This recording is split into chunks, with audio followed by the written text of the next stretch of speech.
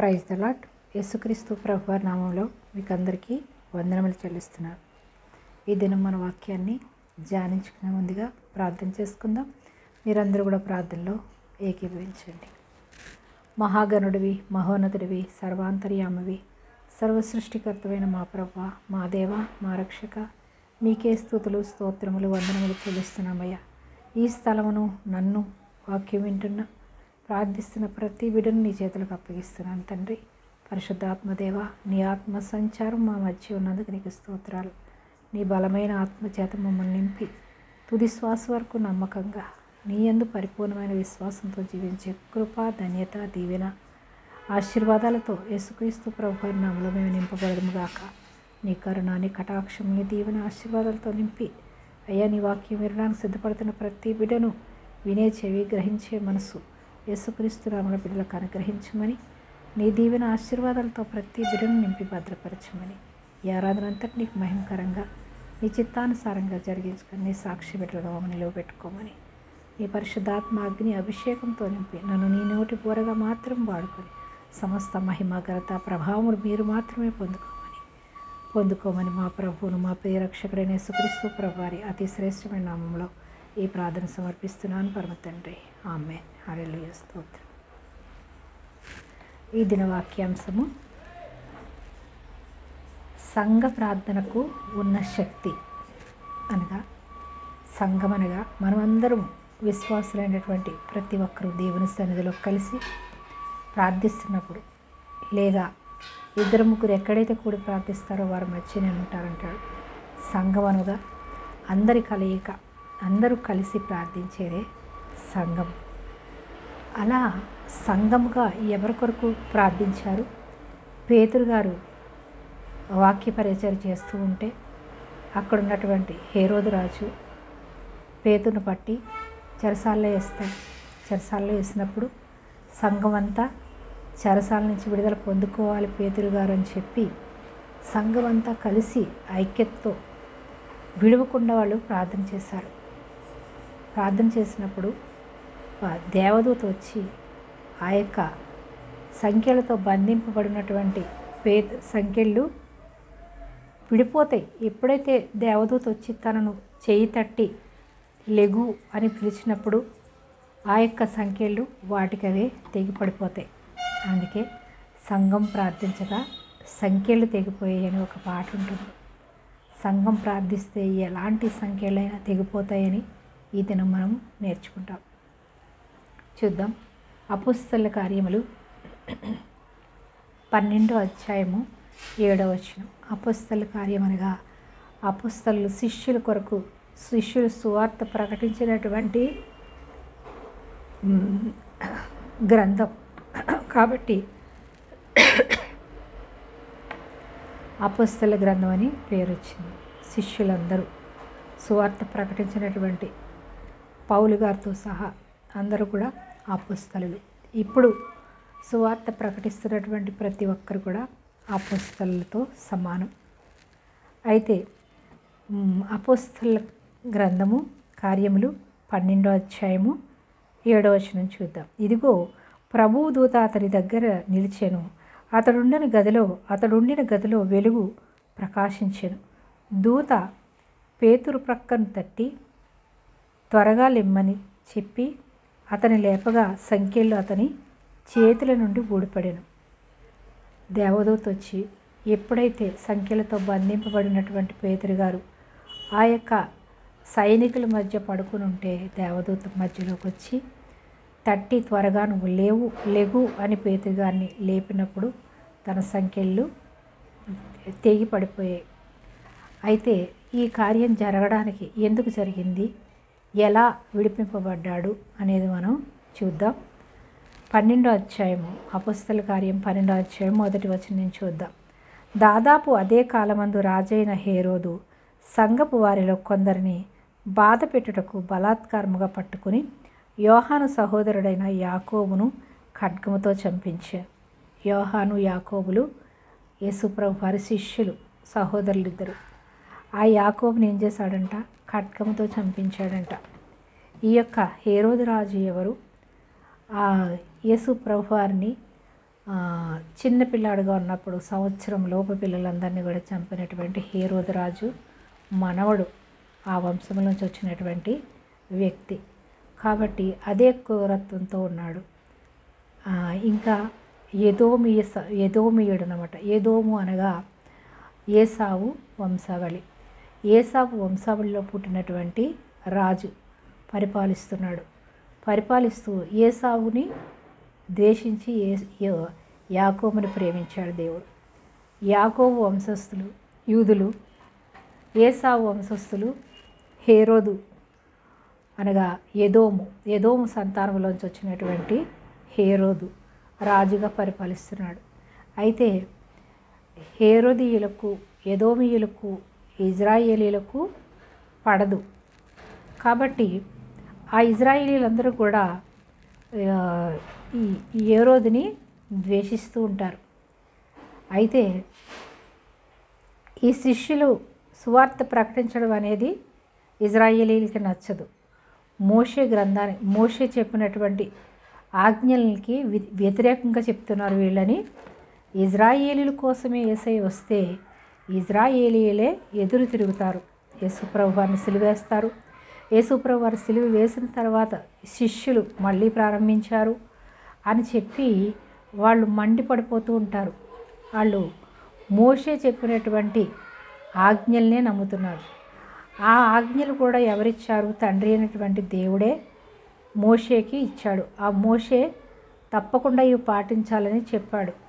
కానీ మళ్ళీ యేసయ్య వస్తాడని, వీటన్నిటినీ జయించడానికి వస్తాడని, ఆయన యందు విశ్వాసం ఉంచితే చాలు అని ముందుగానే అనేకమైనటువంటి ప్రవక్తలు వ్రాసారు. కానీ వాళ్ళు అంధత్వంలో ఉన్నారు, గ్రహించుకోలేని స్థితిలో ఉండి యేసుప్రభు వారు వచ్చారని తెలిసినా కానీ మెస్సయ్య వస్తాడు ఇంకా అని ఎదురు చూస్తున్నారు. కానీ వచ్చిన మెస్సయ్యను నేనే మెస్సయ్యనని ఎన్నోసార్లు ఆయన చెప్పినా కానీ వాళ్ళు గ్రహించుకోలేకపోతారు.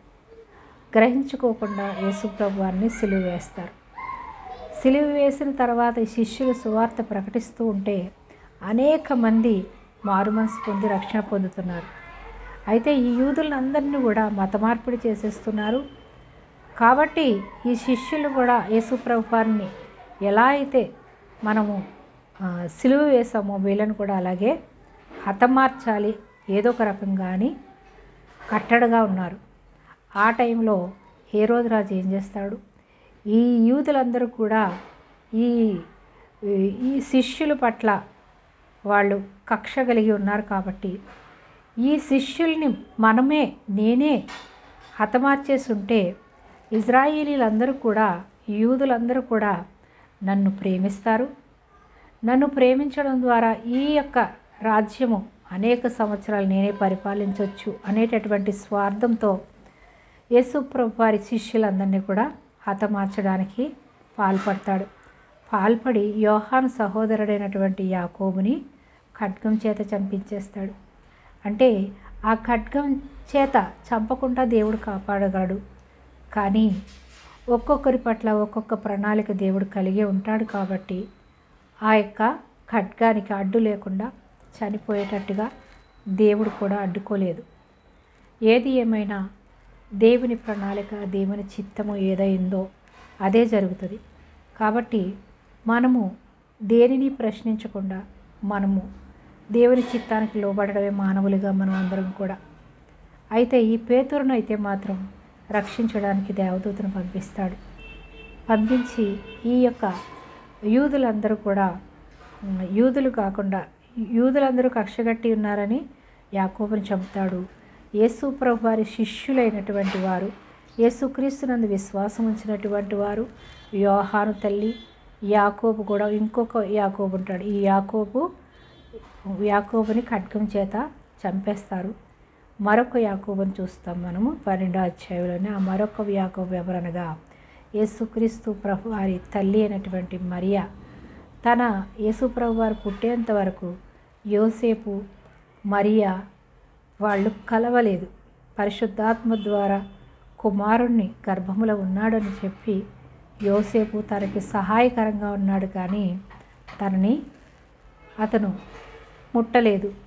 అయితే తన కుమారుడు యేసుక్రీస్తు ప్రభువారు పుట్టిన తర్వాత వాళ్ళిద్దరూ భర్త భార్యలుగా ఉన్నప్పుడు తర్వాత మళ్ళీ మరియమ్మకి కుమారులు కుమార్తె కూడా పుట్టారని ఉంటుంది. అయితే ఆ యాకోబుని చూస్తాం మనం. ఈ యాకోబుని ఖడ్గం చేత చంపేశారు. చంపేసిన తర్వాత పేతురు గారిని కూడా పట్టుకుని చెరసాలలో వేస్తాడు. యాకోబును ఖడ్గముతో చంపించెను. ఇది యూదులకు ఇష్టమైన కార్యం అని తెలుసుకుని, యూదులకు ఇష్టమైన కార్యం ఏది? శిష్యుల్ని చంపడం, యేసుక్రీస్తు ప్రభువారిని చంపడం, ఆయన శిష్యుల్ని, ఆయన సువార్తను చంపివేయడం యూదులకు ఇష్టమైన పని కాబట్టి, ఆ యూదులకు ఇష్టమైనటువంటి పని చేస్తే నా రాజ్యం నిలుస్తుందని తను చేస్తున్నాడు.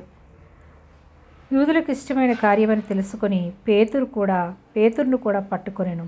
ఆ దినములు పులియని రొట్టెల పండుగ దినము.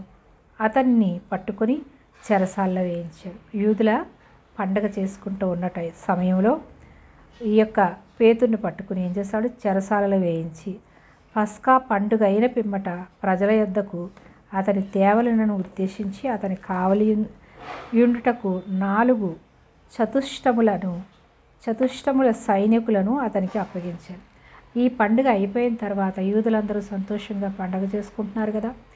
ఈ పండగ టైంలో పేతుర్ని చెరసాలలో బంధించి పండగ అయిన తర్వాత ఈ పేతుర్ని విడుదలిచ్చి వాళ్ళ చేతికి అప్పగించి వాళ్ళ హతమార్చాలని ప్లాన్ వేశాడు. అయితే వాళ్ళు పండగ జరిపించుకుంటూ ఉంటే పేతురు గారిని చెరసాలలో ఉంచి ఎక్కడ తప్పించుకుంటాడో అని చెప్పి 14 మందిని కింద పుట్టినట్లో చూస్తాం మనం. 14 మందిని ఆ యొక్క కాపలాగా ఉంచుతాడు హేరోదు రాజు పేతురు గారికి. కాపలాగా ఉంచి వారి మధ్య సంఖ్యలు బిగించి కాళ్ళకి బొందలు కట్టి తనని ఆ యొక్క 14 మంది మధ్యన ఉంచుతారు. ఉన్నప్పుడు పేతురు గారు నిద్రపోతూ ఉంటారు. అర్ధరాత్రి తెల్లవారుజామున ఆ యొక్క దేవదూత ఈ సంఘం అంతా కలిసి ప్రార్థన చేస్తూ ఉన్నప్పుడు ఆ ప్రార్థనకి దేవుడు దేవదూతని పంపిస్తాడు. పంపించి తన సంఖ్యలు విడిపోతాయి. దేవదూత ఎప్పుడైతే ఆ యొక్క పేతురుని తాకాడో తన యొక్క సంఖ్యలు తెగిపోతాయి. అలాగే దేవుని ఆత్మ మనల్ని తాకినప్పుడు మనలో ఉన్నటువంటి రోగాలు, మనలో ఉన్నటువంటి దోషాలు, మనలో ఉన్నటువంటి అప్పులు తొలగిపోతాయి. మనం నమ్మాలి. ఎందుకంటే దేవునికి అంత శక్తి ఉంది. సర్వసృష్టిని సృష్టించినటువంటి సృష్టికర్త మనల్ని విడిపించగలడు, మనల్ని రక్షించగలడని ఎప్పుడైతే మన విశ్వాసంతో ప్రార్థిస్తామో మనకి అద్భుతాలు, ఆశ్చర్య కార్యాలు దేవుడు చేయగల శక్తిమంతుడు, సమర్థుడు. అయితే పేతురు గారికి ఆ యొక్క సంఖ్యలు విడిపోయిన వెంటనే నువ్వు నడుముకి ఆ యొక్క టవల్ కట్టుకో, నువ్వు కాళ్ళకి చెప్పులు వేసుకో అన్నప్పుడు కట్టుకుంటాడు, చెప్పులు వేసుకుంటాడు. కానీ ఆ పేతురు ఏం చేస్తున్నాడంటే ఎన్నో దర్శనాలు చూసినటువంటి పేతురు కాబట్టి అది దర్శనమో నిజమో కూడా గ్రహించుకోలేని స్థితిలో ఆ నిద్రమత్తులో పేతురు గారు ఉంటారు. నాకు దర్శనం వచ్చింది, దేవదూత చెప్పింది నేను చేస్తున్నాను అనుకుంటాడు. అనుకుని ఒక్కొక్క గేటు దాటుకుని వెళ్ళినప్పుడు గేట్లన్నీ వాటికవే తెరుచుకుంటాయి. చివరికి మెయిన్ గేట్ కూడా తెరుచుకుంటుంది. తెరుచుకున్నప్పుడు తెరుచుకున్న వెంటనే పేతురు గారు బయటికి వెళ్ళిపోయిన తర్వాత ఆ యొక్క దేవదూత వెళ్ళిపోతుంది పరలోకానికి. వెళ్ళిపోయిన తర్వాత అప్పుడు గ్రహించుకుంటాడు, ఓ ఇది కల కాదు, దర్శనం కాదు, నిజం. దేవుడు ప్రభు నాకు పంపించిన దేవదూతను పంపించి నా సంఖ్యలు విడిపించి నన్ను విడిపించాడు అని చెప్పి అప్పుడు గ్రహిస్తాడు. గ్రహించి అప్పుడు ప్రార్థన చేస్తున్నటువంటి సంఘముగా కలిసి ప్రార్థన చేస్తున్నటువంటి తన సహోదరులు అలాగే శిష్యుల దగ్గరికి పేతురు గారు వెళ్తారు. వెళ్ళి అక్కడ తలుపు కొట్టినప్పుడు ఆ యొక్క చిన్న కుమార్తె అక్కడ ఉన్న వాళ్ళలో చిన్న కుమార్తె అని అనుకోవచ్చు. అనేక మంది ఆ యొక్క యోహాను తల్లి అనేటువంటి మరియా ఆ ఇంట్లో అందరూ కలిసి ప్రార్థన చేస్తున్నారు. ఒక గృహం, వాళ్ళకంటూ ఒక మందిరం లేదు కాబట్టి ఎక్కడ ఉంటే మనం ఎక్కడ కూడి ప్రార్థిస్తే అక్కడ సంఘముగా కలిసి మనం ప్రార్థన చేసినప్పుడు అద్భుతాలు చూస్తాం.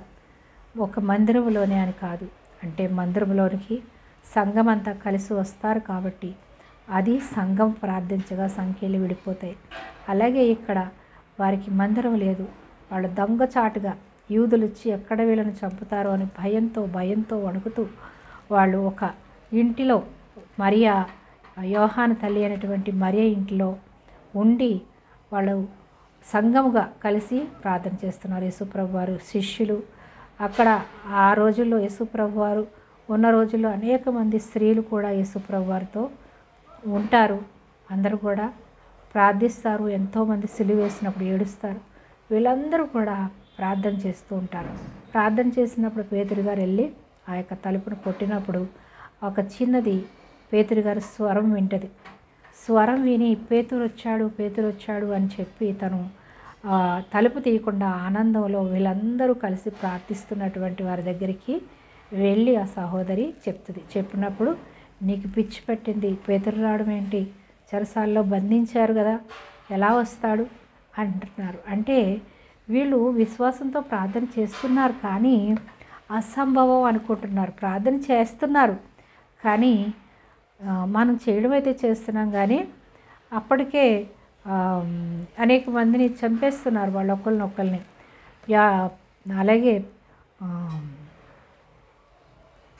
యాకోబును కూడా చంపేశారు ఖడ్గం చేత. అలాగే పేతురుని కూడా చంపేస్తారు. ఇంకా దొరికిపోయాడు కాబట్టి ఉదయం ఆయన్ని చంపేస్తారు అనుకున్నారు. కానీ దేవుడు యేసుక్రీస్తు ప్రభువారు ఈ లోకంలో ఉన్నప్పుడు మీరు ప్రార్థన చేయండి అని వాళ్ళకి ప్రార్థన నేర్పించాడు. ఏ సమస్యను మీరు ప్రార్థన చేయండి అని నేర్పించిన దాన్ని బట్టి వాళ్ళు అవిశ్వాసంతోనైనా సరే ప్రార్థన చేశారు. ఏమో వాళ్ళకి విడిపింపబడతారు అన్నప్పుడు వాళ్ళు ఆశ్చర్యపడరు కదా.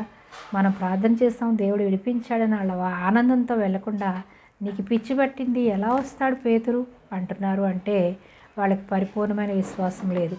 అంటే పరిపూర్ణమైన విశ్వాసం లేకపోయినా ప్రార్థన చేశారు కాబట్టి దేవుడు అద్భుతం జరిగించాడు. అంటే మనకి పరిపూర్ణమైన విశ్వాసం లేకపోయినా మనం ప్రార్థిస్తే దేవుడు మనకు కార్యం జరిగిస్తాడని ఈ యొక్క కార్యాన్ని బట్టి మనం చూస్తాం. ఇక్కడ రాయబడినటువంటి వాక్యాన్ని బట్టి మనం చూస్తాం. అంటే మొత్తానికి ప్రార్థన చేయకుండా మౌనంగా రాయిలాగా ఉండిపోయే కన్నా మనం ప్రార్థన చేస్తే దేవుడు తప్పకుండా అద్భుతాలు చేస్తాడు. పరిపూర్ణమైన విశ్వాసం లేకపోయినప్పటికీ వీళ్ళు ప్రార్థించారు. ఎందుకు పరిపూర్ణమైన విశ్వాసం లేదని అంటున్నాము అంటే వీళ్ళు పేతురు గారు వచ్చారు అనగానే వీళ్ళు పరుగులెత్తుకుంటూ సంతోషంగా వెళ్లకుండా నీకు పిచ్చి పట్టింది, ఎలా వస్తాడు అని ఆ యొక్క చిన్న కుమార్తెను గద్దిస్తారు. గద్దించినప్పుడు లేదు నేను విన్నాను, పేతురు గారి స్వరమే అది, ఆయన గుమ్మం దగ్గర ఉన్నాడు, తలుపు కొడుతున్నాడు అన్నప్పుడు ఆయన దూత వచ్చి ఉంటుంది, ఆయనలో ఉన్న ఆత్మ వచ్చి ఉంటుంది అంటున్నారు. అంటే వాళ్ళు నమ్మలేదు.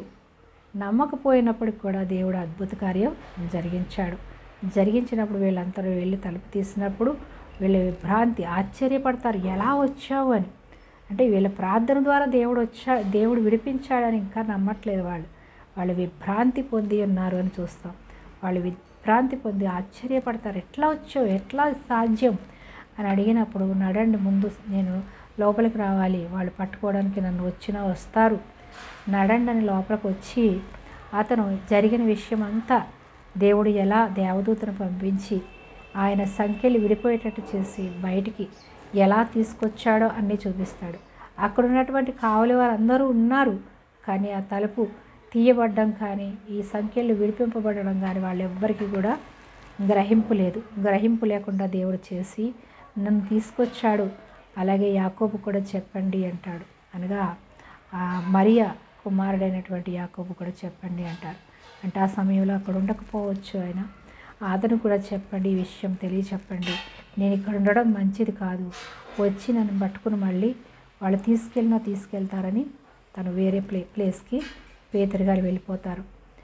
అయితే ఎందుకు భయపడ్డారు? నేను మొన్న ఒక వీడియోలో చూసినప్పుడు యేసుప్రభు పిచ్చోడు, యేసుప్రభు భయపడిపోయాడు, యేసుప్రభు దాక్కుంటూనే ఉన్నాడు, అతను ఒక అమాయకుడు, అతను దేవుడు ఏంటి అని నోటుకొచ్చినట్టు ఒక వీడియోలో చెప్తున్నాడు ఒక అతను. నేను బైబిల్ చదివాను, అదంతా అబద్ధం అని చెప్తున్నాడు.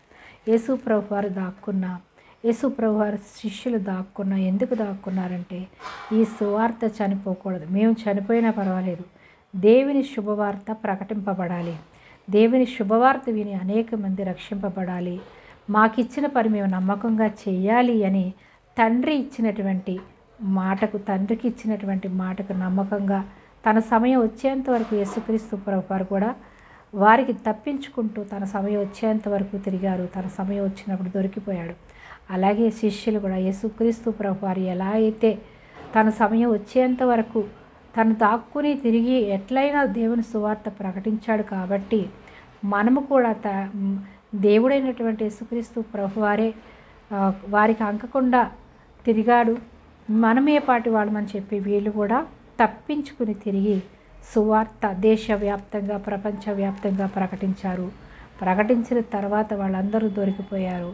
అందరినీ కూడా హతసాక్షులు చేసేశారు. హతసాక్షులుగా చేయడానికన్నా వాళ్ళు ఇష్టపడ్డారు, కానీ సువార్త ప్రకటించకుండా మేము ఉండము, దేవుడిచ్చిన పనిని మేము నమ్మకంగా చేస్తాము అని శిష్యులందరూ కూడా హతసాక్షులుగా మార్చబడ్డారు. కానీ దేవుని శుభవార్తను వాళ్ళు ప్రకటించకుండా మానివేయలేదు. అంటే దేవుని శుభవార్త ఇప్పటికీ ప్రకటింపబడుతుందంటే ఆ యొక్క దేవుడు ఇచ్చినటువంటి పనిని నమ్మకంగా చేయాలని, మనము ఎప్పటికైనా చనిపోవలసిన వాళ్ళమే అని, ఇప్పుడు కాకపోయినా ఇంకొక రోజైనా మనం చనిపోతాం, ఈ లోకంలో ఎప్పుడూ బ్రతికి ఉండం కదా, ఈ శిథిలమైపోయేటటువంటి ఈ శరీరం కొరకు మనం భయపడకుండా మన ఆత్మ నశించిపోకుండా దేవుని రాజ్యంలో దేవునితో పాటు ఉండాలి అంటే మనకిచ్చిన పనిని మనం నమ్మకంగా చేయాలి. మనం ప్రకటించిన సువార్త ద్వారా అనేక మంది రక్షింపబడాలి, అనేక మంది నిత్య నరకాగ్నిని తప్పించుకుని దేవుని రాజ్యానికి చేర్చబడాలి అనేటటువంటి పట్టుదల విశ్వాసంతో వాళ్ళు దాక్కున్నారే కానీ వాళ్ళు చావుకు భయపడ్డారు, దాక్కున్నాడు, ఎందుకు చనిపోయాడు, ఎందుకని ఇష్టం వచ్చినట్టు వాళ్ళు మాట్లాడుతున్నారు. ఎందుకంటే వాళ్ళు మనోనేత్రాలు మూయబడి ఉన్నాయి. అలాగే స్టెఫన్ని ముందుగా 6వ అధ్యాయంలో చంపేస్తారు. 6వ అధ్యాయం నుంచి 8వ అధ్యాయం వరకు సువార్త ప్రకటిస్తాడు. యేసుక్రీస్తు ప్రభువారు ఎందుకు వచ్చారు, ఎలా ఆయన సువార్త ప్రకటించాడు, ఎందుకు చనిపోయాడు అనేది మొత్తం యూదులు మీ అందరి మనోనేత్రాలు మూయబడి ఉన్నాయి, మీరు యేసుక్రీస్తు ప్రభువాన్ని చంపేశారని తన ఆత్మతో నింపబడి స్టెఫను ఎవరు? స్టెఫను ఒక శిష్యులందరికీ పరిచర్య చేయడానికి ఏర్పాటు చేసుకున్నటువంటి 7 వ్యక్తుల్లో ఒక వ్యక్తి స్టెఫను. వాళ్ళందరికీ భోజనాలు వడ్డించడానికి శిష్యులకి ఇంకా అక్కడికి వచ్చినటువంటి ప్రతి ఒక్కరికి పరిచర్య చేయడానికి ఏర్పరచబడినటువంటి వ్యక్తులలో ఒక వ్యక్తి స్టెఫను. అలాంటి స్టెఫను వీళ్ళు చెప్పే వాక్యాన్ని విని తను రక్షింపబడి పరిశుద్ధాత్మను పొందుకుని పరిశుద్ధాత్మ ప్రేరేపణతో సువార్త ప్రకటిస్తాడు. సువార్త ప్రకటించినప్పుడు తన ముఖం చూస్తే దేవదూతల వలె ఉంది, మెరిసింది అని చూస్తామా, మెరుపు వలె తన ముఖం మెరిసింది ఆయన చూసినప్పుడు అంటారు. కానీ కొందరు విశ్వసించారు, కొందరు ఏం చేశారు, విశ్వసించడం చూసి వాళ్ళు మన యూదులైనటువంటి వారిని మత మార్పిడి చేస్తున్నారు. వీళ్ళు మనము పరిశుద్ధ గ్రంథం కింద ధర్మశాస్త్రం కిందే ఉండాలి, కానీ ఈ యేసుక్రీస్తు ప్రభువారు చెప్పేటటువంటి బోధ ఏదంటే ధర్మశాస్త్రానికి వ్యతిరేకంగా ఉంటుంది. అంటే ధర్మశాస్త్రము పాటించినంత మాత్రాన పరలోకం వెళ్ళరు, నా యందు విశ్వాసం ఉంచితే చాలు, అది కొట్టివేయబడింది, దాన్ని నెరవేర్చడానికి నేను వచ్చాను అని యేసుక్రీస్తు ప్రభువారు యూదులకు చెప్పినా వినలేదు. ఇప్పటికీ కూడా ప్రజలు వినడం లేదు. కాబట్టి ఆ స్టెఫన్ని వాళ్ళు రాళ్ళు రువ్వి చంపేస్తారు.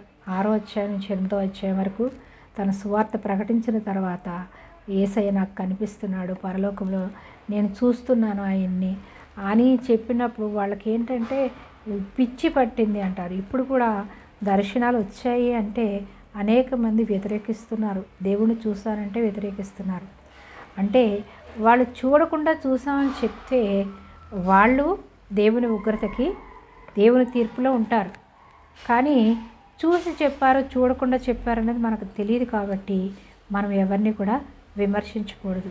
తీర్పు తీర్చేది దేవుడు కాబట్టి మనము రక్షింపబడిన కానీ దేవుని సేవ చేస్తూ కానీ ఇంకా ఎవరైనా తప్పు అనిపిస్తే, వాళ్ళ బోధ తప్పు అనిపించినా, వాళ్ళ యొక్క ప్రవర్తన తప్పుగా ఉన్నప్పటికీ మనము వాళ్ళని ప్రశ్నించొద్దు, వాళ్ళని మనం అవమానపరచొద్దు. దేవుడే తీర్పు తీరుస్తాడు ప్రతి ఒక్కరికి. కానీ పరిశుద్ధ గ్రంథము తప్పు అని ఎవరైతే అంటున్నారో వాళ్ళు రెండింతలు తీర్పులో ఉండాల్సి వస్తుంది. పరిశుద్ధ గ్రంథం మాత్రం తప్పు కాదు. ఎందుకంటే ఆ యొక్క దేవుడు పరిశుద్ధాత్మ ప్రేరేపణతో ఆ యొక్క ప్రవక్తల ద్వారా పాత నిబంధన గ్రంథం అంతా కూడా ప్రవక్తలు రాస్తారు. కొత్త నిబంధన గ్రంథం అంతా యేసుక్రీస్తు ప్రభువారి శిష్యులు రాస్తారు. ఎవరు రాస్తారో తెలియదు, ఏమీ తెలియదు అంటారు. అంటే దాన్ని క్షుణ్ణంగా చదవడం కానీ, ధ్యానించడం కానీ, ప్రార్థించడం కానీ లేకుండా ఒక బుక్ చదివినట్టుగా చదివితే అది అసలు ఎవరికి కూడా అర్థం కాదు. అనగా ఒక సైన్సు, ఒక సోషలు, ఒక తెలుగు బుక్ లాంటిదైతే కాదు. పరిశుద్ధ గ్రంథం అనగా పరిశుద్ధుల చేత, పరిశుద్ధాత్మ ప్రేరేపణ చేత వ్రాయబడింది కాబట్టి ఆ యొక్క పరిశుద్ధ గ్రంథము మామూలు వ్యక్తులకి అర్థం కాదు. అర్థం అవ్వాలి అంటే ప్రార్థించాలి. ప్రార్థించి, ప్రభువా నాకు సహాయం చేయండి, పరిశుద్ధాత్మదేవా నాకు ఈ పరిశుద్ధ గ్రంథంలో మాటలు నాకు అర్థం కావట్లేదు, నాకు అర్థమయ్యే విధంగా నాకు జ్ఞానం ప్రసాదించండి ప్రభువా అని మనం ఎప్పుడైతే విశ్వాసంతో ప్రార్థించి అడిగి చదువుతామో అప్పుడే అర్థమవుతుంది. అర్థం అవ్వకుండా పిచ్చి పిచ్చిగా నేను చాలా చదివేశాను, నాకు మొత్తం తెలుసు, అంతా తప్పు అని చెప్పి ఎవరైనా ఇలాంటి ఇలాంటి వీడియోలు చేస్తూ ఉన్నట్లయితే అది దేవుని ఉగ్రతకి మనము చోటిచ్చిన వాళ్ళం అవుతాం. మనకి దేవుని ఉగ్రత అనేది దేవుడు ఇప్పుడు మనం కృపాకాలంలో ఉన్నాం. పాత నిబంధన గ్రంథంలో కృపాకాలంలో లేం. మనం ఎప్పుడైనా తప్పు చేస్తే వెంటనే ఆ యొక్క చావు ఏదో రకంగా వాళ్ళు అయినా చంపేయాలి, దేవుడైనా చంపేసేవాడు. అది కూడా తప్పు పడుతున్నారు. అంటే అప్పుడు అంత భయంకరంగా ఉండేది. దేవుని పిల్లల్ని చంపుకోవడం దేవుడికి ఇష్టం లేక తన ప్రియ కుమారుడైన యేసుక్రీస్తు ప్రభువుని లోకానికి పంపించి తన రక్తం ద్వారా మన పాపాలు శాపాలు కడిగబడతాయని, ఆయన యందు విశ్వాసం ఉంచితే చాలని మన భారాన్ని అంతటిని తన మీద వేసుకుని మనకి కృపనిచ్చాడు. ఆ కృప వల్ల మనం ఈ దినాల్లో యేసుక్రీస్తు ప్రభువారిని కానీ, తండ్రి అయిన దేవుని కానీ ఎంతో దూషిస్తున్నాం. వాళ్ళ మీదకి ఉగ్రత రాకుండా యేసుక్రీస్తు ప్రభువారి రక్తము కాపాడుతుంది. కాబట్టి నోటికొచ్చినట్టు మాట్లాడుతున్న వాళ్ళని దేవుని కృపతో కప్పుతున్నాడు. యేసుక్రీస్తు ప్రభువారు ఏం చేస్తారంటే ఆయన సిలువ వేసినప్పుడు, ఆయన మీద ఉమ్ములు ఊసినప్పుడు కూడా ప్రభువా వీళ్ళు ఏం చేస్తున్నారో వీళ్ళకి తెలియదు కనుక వీళ్ళని క్షమించు ప్రభువా అంటాడు. అలాగే ఇప్పుడు కూడా ఎవరు ఏం చేస్తున్నా వారి తరపున యేసుక్రీస్తు ప్రభువారు ప్రార్థన చేస్తున్నారు. మనకి దేవునికి మధ్య విజ్ఞాపన చేస్తున్నారు. ఎందుకంటే వాళ్ళ మనోనేత్రాలు మూయబడి ఉన్నాయి. వారు అంధత్వంలో ఉన్నారు కాబట్టి వాళ్ళు ఏం చేస్తున్నారు వాళ్ళకి తెలియదు. కాబట్టి వాళ్ళని క్షమించు తండ్రి అని అడుగుతున్నాడు. కాబట్టి తండ్రి క్షమిస్తున్నాడు. ఆ కాలంలో మోషే ప్రార్థించాడు. ఇజ్రాయేలీలకి దేవునికి మధ్య మోషే ఉండి ప్రార్థన చేశాడు. ఇప్పుడు యేసుక్రీస్తు ప్రభువారు తండ్రికి మనకి మధ్యలో ఉండి ప్రార్థన చేస్తున్నాడు. కాబట్టి మనం క్షమించబడుతున్నాం. అంతేకాని ఎంతగా దూషించినా, ఎంతగా హేళన చేసినా మనము సజీవంగా ఉన్నాము అంటే కేవలం ఆయన ఉచితమైనటువంటి కృపను బట్టి, ఆయన ప్రేమను బట్టి, ఆయన రక్తంలో మన పాపాలను కడిగి పరిశుద్ధులుగా చేయడం ద్వారా మనం క్షమించబడుతున్నాం. కానీ మనం గొప్పవారమని కాదు. ఇప్పటికైనా గ్రహించుకుని నిజదేవుడు ఎవరని తెలుసుకుని, నిజదేవుడికి సర్వ సృష్టికర్త ఎవరని గ్రహించుకుని మనము దేవుని యందు విశ్వాసం ఉంచి ప్రార్థించినప్పుడు మన యొక్క పాపాలు శాపాలు తొలగింపబడతాయి. యేసుక్రీస్తు నందు మాత్రమే మన పాపాలు క్షమింపబడతాయని స్టెఫెను కూడా ఎంతో పరిచర్య చేస్తాడు. అపోస్తల కార్యం 6వ అధ్యాయం నుంచి 8వ అధ్యాయం వరకు చూస్తే మొత్తం యేసుక్రీస్తు ప్రభువారు ఎందుకు వచ్చారు, తండ్రి ఎందుకు వచ్చాడని వివరణ ఇస్తాడు స్టెఫెను. అంటే స్టెఫెను పరిశుద్ధాత్మ ప్రేరేపణతో నింపబడి పరిశుద్ధాత్మ దేవుడే బయలుపరుస్తాడు. కాబట్టి మీకు బైబిల్ అర్థం కాకపోతే మీరు ఇదొక్కటి చదవండి. అపోస్తల కార్యము 6వ అధ్యాయము 8వ అధ్యాయం వరకు చదవండి. అంతా చెప్పిన తర్వాత రాళ్ళు రువ్వి స్టెఫెను గారిని చంపేస్తారు.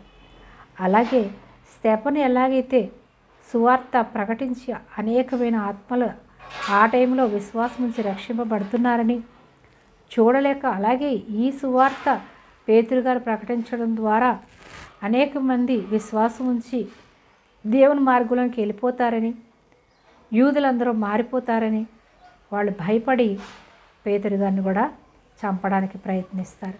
కానీ దేవుడు పేతురు గారిని ఇంకా సువార్త ప్రకటింపబడాలని, ఆయన తన పట్ల అనేకమైనటువంటి అద్భుతాలు ఆశ్చర్యకార్యాలు జరిగించాలని ఆయన చిత్తము, ఆయన కరుణ, ఆయన కృప ఉంది కాబట్టి పేతురు గారిని విడిపిస్తారు. పేతురు గారు నడిచి వెళ్తూ ఉంటే ఆయన నీడపడి కూడా పక్కన రోడ్డు పక్కన ఉన్న వాళ్ళు స్వస్థత పొందుకునేవారంట. అంతటి అభిషేకాన్ని ఇచ్చి ఎంతో ఘనముగా తన యొక్క సేవకులు, తన యొక్క శిష్యులందరినీ దేవుడు వాడుకున్నాడు. ఈ దినం కూడా వాడుకోవడానికి సంసిద్ధుడు. అయితే పరిపూర్ణంగా ఆ యొక్క శిష్యులు సమర్పించుకున్నారు.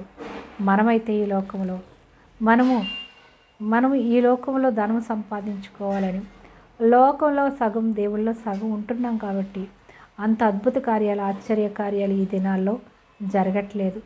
ఇంకా జరుగుతున్నాయంటే అది అబద్ధం అని అనొద్దు. దేవుడిచ్చినటువంటి వరాలవి. ఆత్మ వరాలతో, ఆత్మ ఫలాలతో, ఆత్మ అభిషేకంతో నింపి దేవుడు అనేక మందిని దేవుని రాకడ పర్యంతము వాడుకోగల శక్తిమంతుడు, సమర్థుడు. కాబట్టి మనం ఎవరిని విమర్శించకుండా దేవుని యందు పరిపూర్ణమైన విశ్వాసం ఉంచి జీవించాలని ఈ దినం ఈ వాక్యాన్ని మీకు దేవుడు నా ద్వారా మీకు బయలుపరిచి ఉన్నాడు. కాబట్టి దేవుని యందు విశ్వాసం ఉంచి సంఘముగా కలిసి ప్రార్థిస్తే సంఖ్యలు విడిపోతాయని దినం నేర్చుకున్నాం.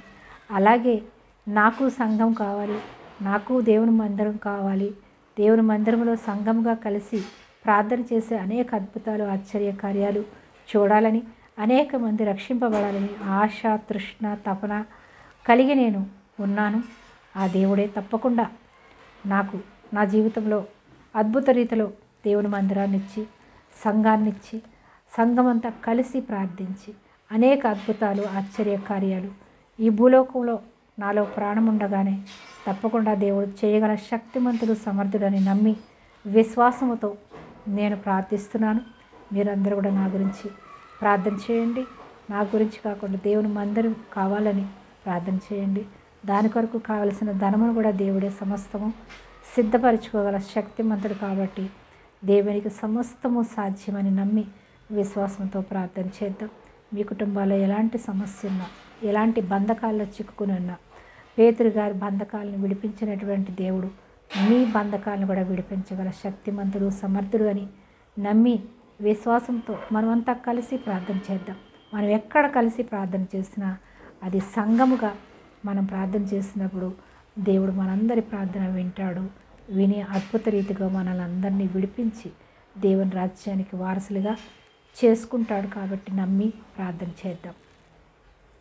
మహాగణుడివి, మహోన్నతుడివి, సర్వాంతర్యామివి, సర్వ సృష్టికర్తమైన మా ప్రభువా, మా దేవా, మా రక్షక, మీకే స్తుతులు, స్తోత్రములు, వందనాలు చెల్లిస్తున్నాం తండ్రి. అవును ప్రభువా, సంఘం కలిసి ప్రార్థించినప్పుడు సంఖ్యలు పేతురు గారి సంఖ్యలు విడిపోయినట్టుగానే మా అందరి సంఖ్యలు యేసునామములో విడుదల కలుగునుగాక. పాప బంధకాల్లో, శాప బంధకాల్లో, అప్పుల బంధకాల్లో, రోగ బంధకాల్లో తండ్రి ఏ బంధకాల్లో చిక్కుకొని ఉన్నప్పటికి కూడా యేసుక్రీస్తు నామములో ఇప్పుడే నాయన విడుదల కలుగునుగాక. ప్రతి శాపము తొలగిపోవునుగాక. ప్రతి బిడ్డ మీద ఉన్నటువంటి ప్రతి శాపము, ప్రతి అంధకార శక్తులు ఇప్పుడే యేసుక్రీస్తు నామములో లయమైపోవునుగాక.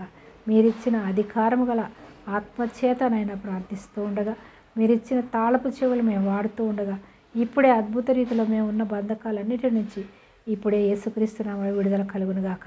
ప్రతి శాపము తొలగిపోవునుగాక. ప్రతి అంధకార క్రియలు యేసుక్రీస్తు నామములో లయమైపోవునుగాక.